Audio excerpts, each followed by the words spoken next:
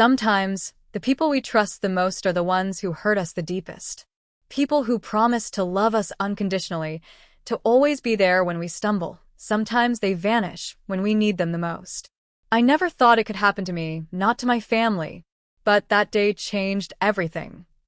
It started like any other morning, with the sunlight spilling softly through my window. I picked up my phone, expecting a message, a call, a little sign of care, but there was nothing. Just silence. And in that silence, a sinking feeling began to grow inside me, heavier than any burden I had carried before. I thought of all the times I had turned to my family, all the nights I had cried in their arms, and all the words of encouragement they had whispered to me. And now nothing. No words. No concern. No one. It was as if I had ceased to exist. That's when I realized the cruel truth. The people who promised to stand by me could forget me, and the world suddenly felt impossibly lonely. I was born in a small town, the kind of place where everyone knows everyone's business, and the streets echo with familiar laughter. I was the youngest of 3 siblings, and growing up, life felt simple, yet full of warmth. My parents weren't wealthy by any means, but they worked tirelessly to provide for us. My father, a quiet man with calloused hands, carried the weight of our family on his shoulders. My mother, gentle yet strong, always found ways to make our home feel safe, no matter how hard life got. As a child, I remember sitting on the porch with my siblings, listening to my father tell stories about his youth. My older brother loved to exaggerate, turning even the simplest tale into a grand adventure, while my sister would giggle uncontrollably at every word. And me? I would sit quietly, absorbing every detail, imagining myself in worlds far beyond our small town. That's probably why I was always called the dreamer. Life wasn't perfect. Arguments happened, bills piled up, and sometimes I felt the sting of my parents' stress. But even in those moments, there was love. I remember my mother making sure we had something special on birthdays, even when money was tight. The simplest cake, a hand-drawn card, or a hug that lasted longer than usual. Those gestures told me I mattered, even when the world around us was difficult. School was both a sanctuary and a challenge. I was shy and quiet, often lost in books, drawing, or stories I imagined in my mind. My siblings teased me relentlessly for spending so much time alone, but my parents encouraged it. Let them dream, my mother would say. One day, their imagination will take them places you can't even imagine. And I believed her. As I got older, I realized that the world outside our town was much bigger and far more complex than I had ever imagined. I started thinking about life beyond the familiar streets, about opportunities my small town could never provide. And with that realization came the first seeds of fear. Fear of leaving, fear of change, and fear of losing the people I loved most. But I also knew I couldn't stay. I had ambitions, dreams too large to be contained by our little home. I wanted to see the world, to learn, to grow, to build a life that was mine. And yet, the thought of leaving my family behind felt like a betrayal in itself. I remember the day I first told my parents about my plans to move to the city for college. My father looked at me with a mixture of pride and worry. "It won't be easy," he said, his voice steady but heavy with concern. My mother hugged me tightly and whispered, "Go, but don't forget us." I promised I wouldn't. The first months in the city were a whirlwind of excitement and anxiety. I was free, independent, and for the first time in my life, fully responsible for myself. I met new people, explored new places, and tasted a world I had only ever dreamed about. But freedom came with a price: loneliness. Despite being surrounded by strangers, I often felt like an island in the middle of a vast ocean. I tried to maintain my connection with my family. I called them every week, sent texts, letters, small packages, anything to remind them I was thinking of them. At first, it worked. Their responses were warm and encouraging. My parents would send words of love and pride, little gifts, or reminders that they were always with me in spirit. I felt their presence, even from hundreds of miles away. But over time, things began to change. The calls became shorter. Messages went unanswered for days. Emails and letters that once contained heartfelt words now held a few rushed lines, or sometimes nothing at all. I told myself it was normal. They were busy. Life has its demands. But the gap between us grew, and with it, a hollow feeling I could not ignore. I faced my first real challenge in the city when I lost my part-time job. Suddenly, rent was a looming threat, groceries felt like luxuries, and bills seemed to multiply overnight. I called my parents, expecting advice, comfort, maybe even a little help. But the response I got was silence. Calls went unanswered, messages ignored. And when I finally visited them during a holiday, they seemed distracted, preoccupied, distant. It was the first time I truly felt forgotten. I remember one night vividly. I was sitting on the edge of my bed, staring at the ceiling, tears threatening to spill, feeling the weight of the world on my shoulders. I thought about all the promises of love, all the hugs, the words of reassurance, the shared laughter, and now none of it seemed real. I asked myself, if my own family can forget me now, who can I rely on? The thought pierced me deeper than any financial stress, deeper than any failure or setback. It was a void, a chilling realization that sometimes the ones who should protect you the most are not always able to do so. And yet, despite the loneliness, despite the creeping despair, a small voice inside me whispered, "You have to survive. You have to keep going." That voice, fragile yet persistent, was the first spark of resilience. Little did I know, it would be the only thing keeping me afloat when my world would come crashing down entirely. Looking back now, I realize those early days in the city were a prelude to what was coming. They taught me that love is complicated, that people, even family, can fail you, not always out of malice, but sometimes out of fear, distraction, or their own struggles. And they taught me a lesson I would carry for the rest of my life, that sometimes the person you must never forget, the person who must always be there for you, is yourself. Life has a way of testing you in the moments you least expect. For me, it began with something I never imagined would happen so suddenly. I fell seriously ill. It started as a simple fever, the kind you dismiss as minor, but it quickly worsened. Nights blurred into days as chills overtook me, and every breath felt heavier than the last. I knew I needed help, and instinctively, I reached for the people who had always been my pillars, my family. I dialed my parents' number first.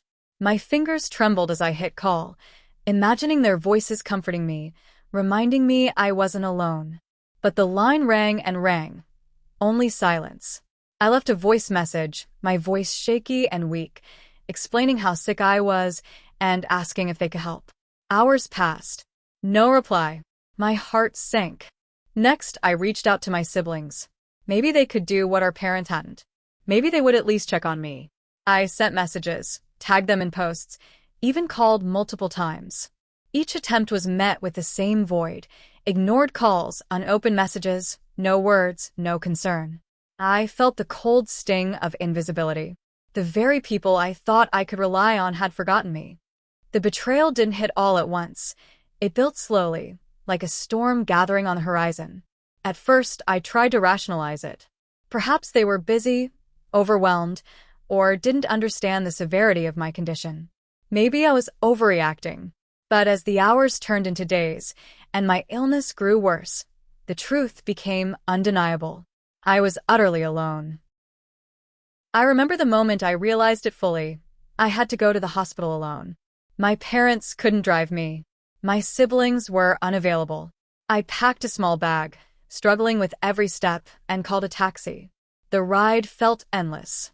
Each red light seemed to echo my feelings of abandonment, each honk reminding me that I was utterly on my own.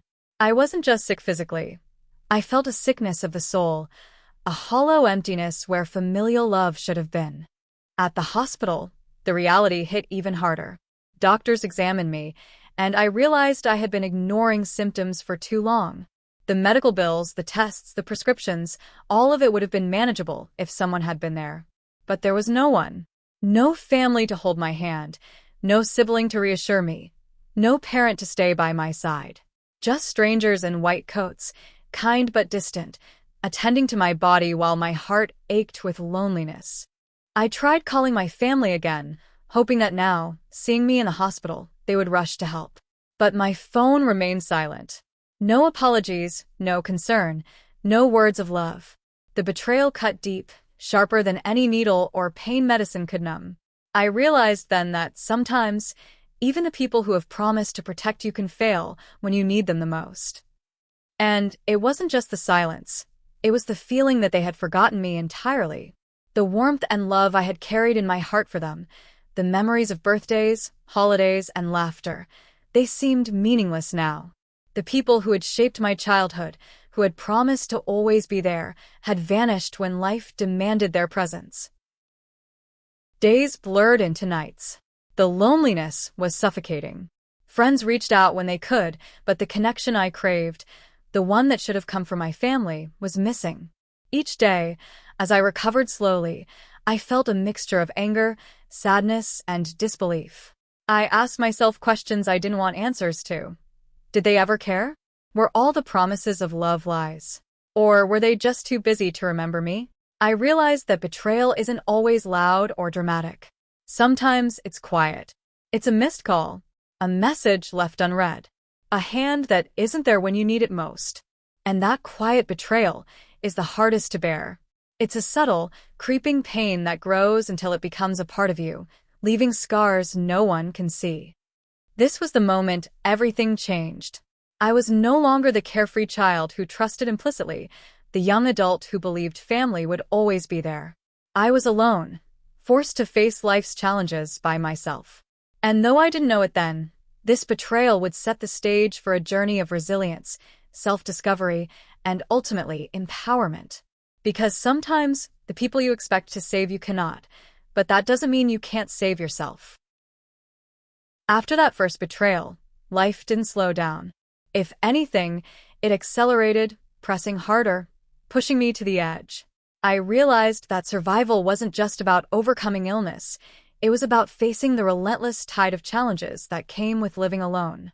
Bills needed to be paid, food needed to be bought, responsibilities piled up faster than I could manage. Every day felt like a mountain I had to climb, and every night felt colder, emptier, and lonelier than the last. I tried to keep going, to hold on to the small semblances of normal life. I worked multiple jobs, cleaning offices at night, delivering packages in the day, anything that would keep the lights on and food on the table. But exhaustion was a constant companion. My body ached, my mind raced, and my spirit began to feel fragile. Some nights, I would lie awake, staring at the ceiling, wondering how I had come to this point. How had my family, who promised to be my anchor, forgotten me entirely? I reached out to friends, neighbors, anyone who might offer support. Some were kind, checking in and lending a hand when they could. But kindness can only go so far. They weren't my family. They didn't have the deep, unconditional love I had expected to lean on. And each time I realized that, the weight in my chest grew heavier. I was forced to confront a truth I had avoided for years. I could rely on almost no one, and if I wanted to survive, I had to rely on myself. And it wasn't just financial struggles or physical exhaustion. It was the emotional toll that cut the deepest. Memories of my family flooded my mind at the worst times. I remembered birthdays celebrated together, laughter echoing in our small home, late-night talks with my mother, teasing fights with my siblings. Each memory felt like a double-edged sword, comforting yet painfully reminding me of what I had lost. I would curl up in bed, hugging an old photo album, tears streaming down my face as I whispered into the silence. Why did you forget me? Why wasn't I enough for you to care? Some days were easier than others. I would get small victories. A customer at work complimented me. A friend sent a message asking how I was, and a neighbor smiled. Those moments felt like sunlight breaking through clouds. But just as quickly as the light appeared, the shadows returned. Every setback felt magnified. An unpaid bill, a canceled shift, a call from the landlord reminding me rent was overdue. Each problem was a wave, and I was barely keeping my head above water. There were nights when I walked the city streets aimlessly, just to escape the suffocating walls of my apartment. Streetlights blurred as tears fell freely. I would pass families laughing together, holding hands, sharing food and warmth, and a sharp ache would pierce through me. I remembered my own family and the cruel irony that they had once been my safe harbor. Now, seeing strangers live what I had lost, I felt both envy and despair. Some nights, exhaustion turned into desperation. I would sit at my small kitchen table, hands shaking as I tried to decide which bill to pay and which to delay. Every decision carried weight. Every misstep had consequences. And yet, no one was there to offer guidance, reassurance, or even empathy. The person I expected to be my anchor, my family, was absent, and I had to navigate the storm entirely alone. Even at work, the pressure didn't ease. Late nights cleaning offices or delivering packages left me drained, and my body began to rebel. I developed constant back pain, headaches, and a lingering fatigue that sleep could not fix. But there was no room for rest. Rent was due, groceries needed buying, and the bills wouldn't wait. Every day was a balancing act, and one misstep could plunge me into disaster. And then came the emotional battles, the quiet nights where loneliness became almost tangible. I would replay conversations from the past, moments of neglect or indifference, trying to make sense of it all. Why had my family abandoned me? Was it deliberate, or had life simply swept them away? My mind offered no answers, only questions that burned in my chest. During this time, I realized the subtle betrayal wasn't just about absence, it was about expectation. I expected them to care, to show up, to remember me. And when they didn't, it felt like a personal failure. Like somehow, I wasn't enough. That was the hardest part. Not the cold silence, but the crushing weight of unmet expectation. And yet, amid the exhaustion, despair, and isolation, a small spark of determination began to form. Every hardship became a lesson. Every lonely night, a test of endurance. I began to notice the strength I had always possessed but had never needed to rely on. I learned to cook simple meals, manage finances meticulously, and push my body beyond limits I didn't know I could endure. Survival became both a necessity and a teacher. I also learned who I could count on. Some friends checked in regularly, offering food, rides, or emotional support. Neighbors offered small kindnesses, a cup of tea, a comforting word. These gestures were small, but they became lifelines. And yet, they were no substitute for family, the people I had trusted most. The gap they left behind was a void I had to learn to navigate on my own. As weeks turned into months, the pressure didn't ease. It intensified. Work became harder, bills grew larger, and the emotional strain never left. But I began to adapt. I developed routines, small victories, tiny rituals that gave me a sense of control. I learned to face adversity without waiting for anyone to save me. And slowly, imperceptibly, I began to change. I was no longer the same person who had arrived in the city months before. I was stronger, more cautious, and painfully aware of the fragility of human bonds. Yet, despite all the small victories, there were moments that shattered me completely. Unpaid rent notices, health scares, betrayal by someone I trusted outside of family. All of it reminded me of the precariousness of my life. I realized that life would not pause for me, that people, even those who should love me, might fail. And if I wanted to survive, I had to carry the weight alone. It was in these moments of crushing pressure that I truly discovered who I was. The person I had always been, the quiet dreamer, the child who believed in unconditional love, was being replaced by someone sharper, more resilient, and painfully aware of the world's indifference. The loneliness and betrayal had forged a new me, someone capable of enduring what I had once thought unbearable. The rising pressure wasn't just about survival, it was about transformation. Each struggle, each sleepless night, each pang of longing for the family that had forgotten me, became a stepping stone. And even though I didn't realize it then, every hardship was preparing me for the moment when I would have to confront life's ultimate test, to stand on my own, completely, without the safety net I had always assumed would be there. Just when I thought I had hit the absolute bottom, life threw a curveball that I wasn't expecting. One afternoon, while organizing old letters and photos I had kept since moving to the city, I stumbled upon something that made my heart stop. It was a bundle of envelopes, yellowed with age, tied together W. The letters were from my parents and siblings, but they weren't meant to be read by me directly. They were records of their own struggles, confessions of fears, and apologies they had never voiced. My father had fallen seriously ill just weeks before my own crisis.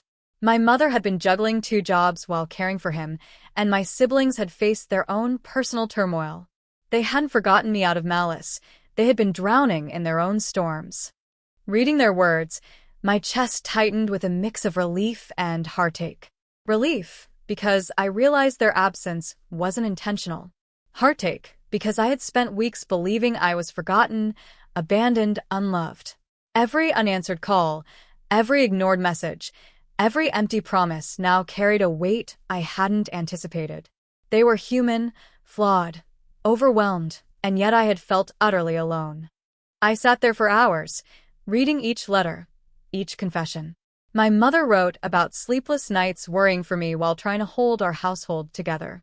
My father apologized for not being able to call or offer help. My siblings admitted that they had felt powerless, trapped between wanting to support me and dealing with their own crises. For the first time in months, I felt a bridge forming, one that connected me back to the family I had thought abandoned me. But the reveal was complicated. Alongside the explanations were feelings of guilt and shame that I couldn't ignore. Why had I assumed the worst? Why had I let anger and despair consume me? And yet, the loneliness I endured had not been fabricated. It was real, and it had changed me. I realized that love isn't always about being present. Sometimes, it's about intentions that are invisible, struggles that remain hidden, and sacrifices that go unnoticed. This revelation didn't erase the pain I had felt, nor did it make the months of struggle disappear. But it offered clarity. My family hadn't abandoned me. They had been fighting battles of their own. And in their absence, I had discovered something invaluable: my own strength. The truth was harsh, yes, but it was also a gift. I could choose to continue feeling like a victim, or I could take this knowledge and use it to rebuild my life. I began to see a pattern in all the chaos. Life would test us, push us to extremes, and sometimes the people we love most would fail to show up in the ways we expect. But those tests weren't punishments. They were opportunities to grow, to discover resilience we didn't know existed. And for the first time in months, I felt a flicker of hope, small but unmistakable, that I could survive and even thrive despite the storms around me. I realized that the betrayal I had felt wasn't entirely betrayal. It was misunderstanding, compounded by the weight of life itself. And with this understanding came a sense of purpose. I would no longer wait for others to save me.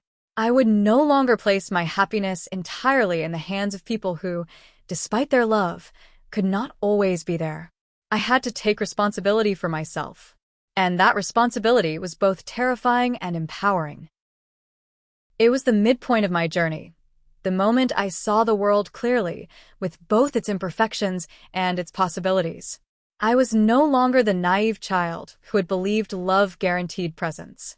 I was someone learning the hardest truths about life: that people can fail, that suffering is personal, but that resilience and self-reliance can carry us further than we ever imagined. And so, with the letters beside me and a newfound clarity in my heart, I began to plan. Not just a plan for survival, but a plan to reclaim my life, to face the rising pressures with strategy and determination. Because understanding the reasons behind the absence of love was one thing, but using that understanding to move forward, to rise above despair, was the beginning of real strength. That was the moment I realized something profound. Life would not wait for anyone, and the people we love might not always be there when we need them. But what we can always control is ourselves, our choices, our resilience, and our will to keep moving forward, even when the world feels heavy and unforgiving. And in that realization, I found the spark that would carry me through the darkest days ahead. After discovering the truth behind my family's absence, a strange clarity settled over me. The anger and despair still lingered, but they no longer consumed me entirely. Instead, they became fuel. I realized that if I wanted to reclaim control over my life, I had to stop waiting for others to save me. The people I loved might always carry their own burdens, but I couldn't let that define my future. It was time for a quiet countermove, a plan to take back my life, step by step. I started small. First, I organized my finances, creating a strict budget to ensure that rent, groceries, and bills would be covered without fail. Every coin was accounted for, every expense planned. I knew that in order to build stability, I had to remove chaos from the most basic areas of life. Next, I tackled my health. After weeks of neglect, I understood that I couldn't afford to weaken myself again. I began cooking simple, nutritious meals, exercising even when I felt tired, and scheduling medical checkups to ensure I stayed physically strong. Each small victory, preparing a balanced meal, completing a short run, attending a doctor's appointment, felt like a reclaiming of my body and my will. Then came rebuilding my professional life. I looked for opportunities to improve my income, to build skills that would make me independent. I enrolled in online courses, learned new tools, and sought work that not only paid the bills but would also help me grow. Every small lesson learned was another brick in the foundation I was building for my future. The quietest, yet most profound part of my plan was rebuilding myself emotionally. I realized that relying on others for validation and support had left me vulnerable. I needed to cultivate self-reliance, to become the person I could count on in every situation. I journaled daily, reflecting on my thoughts, my fears, and my dreams. I meditated to calm the storm inside me and reminded myself that I was capable of more than I had ever imagined. I also began connecting with new communities, people who shared my interests, who could offer encouragement without replacing the bond one had lost. I found mentors online, joined small discussion groups, and slowly allowed myself to build a support network, one that was based on mutual growth and understanding. These connections, while not family, reminded me that the world was not entirely cold. Throughout all of this, I remained careful not to rush. My plan was quiet, deliberate, and steady. I knew that transformation doesn't happen overnight. Each step, no matter how small, was a victory. And in every victory, I reminded myself, I am responsible for myself, and that is enough. One of the hardest parts was managing the emotional residue from betrayal. Memories of loneliness and abandonment often surfaced, threatening to undo the progress I had made. But I confronted them with honesty. I acknowledged the hurt, felt it fully, and then chose to act despite it. I stopped waiting for apologies or recognition from those who had failed me. My life could no longer be dictated by the absence of others. It had to be dictated by my own choices. As weeks turned into months, the quiet countermove began to bear fruit. My apartment was organized, my finances manageable, my health improving, and my professional life slowly stabilizing. The weight of despair lessened, replaced by a sense of control I had never felt before. I realized that the very absence that had once devastated me had become a catalyst for growth. But this was only the beginning. I knew challenges would continue to come, unexpected setbacks, financial surprises, emotional triggers. Yet for the first time, I felt ready. I had a plan, a strategy, and most importantly, a belief in my own resilience. I was no longer waiting for my family to remember me. I was remembering myself. The quiet countermove was more than just practical, it was symbolic. It was my silent rebellion against despair, my way of reclaiming agency in a life that had once felt out of control. And with every small step, I grew stronger, more confident, more prepared to face whatever the world would throw at me next. In that quiet determination, I discovered a truth that would carry me forward. The power to survive, to thrive, and to create the life I wanted had always been within me. My family's absence had taught me a painful lesson, but it had also given me a gift, a chance to become the person I was meant to be. And with that realization, I was ready to face the next chapter, whatever it might hold. I had been quiet for too long. I had tried to understand, to forgive, to wait for someone in my family to come back for me. But that night, as the rain poured down harder than ever, I realized no one was coming. The people I had built my world around had already moved on. Something inside me broke, and at the same time, something powerful awakened. I grabbed my coat, stepped out into the storm, and drove toward my parents' house. My hands were shaking on the steering wheel, my heart pounding so hard it felt like it would break through my chest. Every streetlight I passed flickered like it knew I was about to face the truth I had been avoiding. When I reached their home, everything looked the same. The porch light, the wind chime, even the old doormat that said, "Home sweet home." But as I stood there, soaked and trembling, I realized it wasn't my home anymore. I knocked. Once, twice, no answer. And then the door opened, and my mother stood there. Her eyes widened, not with relief, not with love, but surprise, as if I was a stranger. Behind her, I saw my sister, laughing with her husband, a warm dinner on the table, my father smiling at them. The family I once belonged to had learned to live perfectly fine without me. "I just wanted to talk," I whispered. My voice cracked like glass. But my mother looked away. She told me it wasn't a good time, that they were busy, that maybe we could talk later. The words hit me like ice. Busy? After everything? After all the nights I had cried for them, prayed for them, missed them? I looked at her one last time, and I could feel the tears burning behind my eyes. There was so much I wanted to say, how much I had loved them, how deeply they had hurt me, but I realized it didn't matter anymore. Love can't survive where it's not returned. And I turned around, walking back into the rain, feeling the cold wind wash over me. For the first time, the storm didn't scare me. It felt honest, raw, and real, just like the pain I was carrying. That night, as lightning split the sky, I made a silent promise to myself. I would stop chasing people who only remembered me when it was convenient. I would build something of my own, even if it meant starting from nothing. Because being forgotten by them had finally taught me how to remember myself. It's strange, isn't it? How silence can be louder than words. That night, when I walked away from my family's house, I didn't just leave behind the people who forgot me. I left behind the version of myself that kept begging to be seen. For days, I stayed quiet. I didn't check my phone, didn't scroll through old messages, didn't look at family photos that used to hang on my walls. At first, it hurt, like losing a piece of my soul. I felt hollow, empty, like the world had moved on, and I was standing still. But slowly, something inside began to change. Every morning, I woke up to sunlight spilling through the same window that had once witnessed my tears.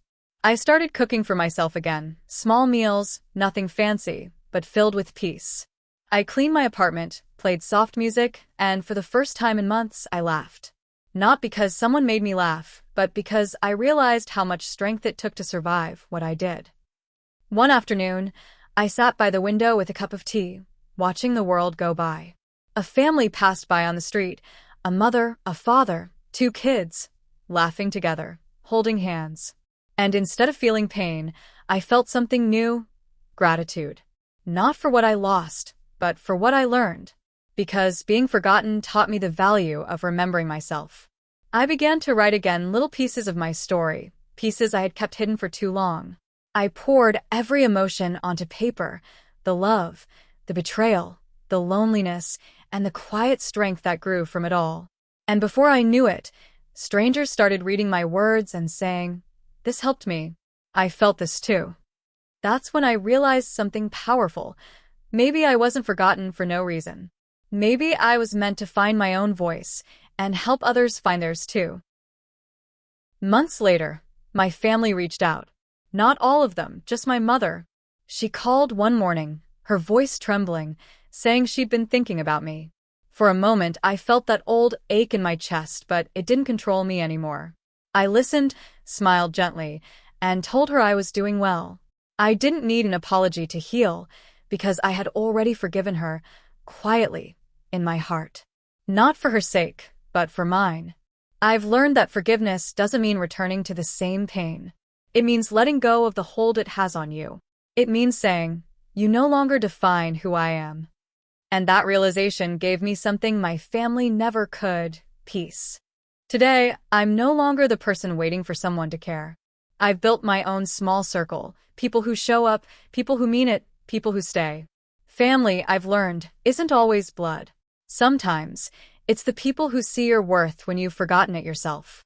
If you're listening to this and you've ever felt forgotten, please remember this. You are not alone. You are not unworthy. Sometimes, life removes people not to punish you, but to protect you.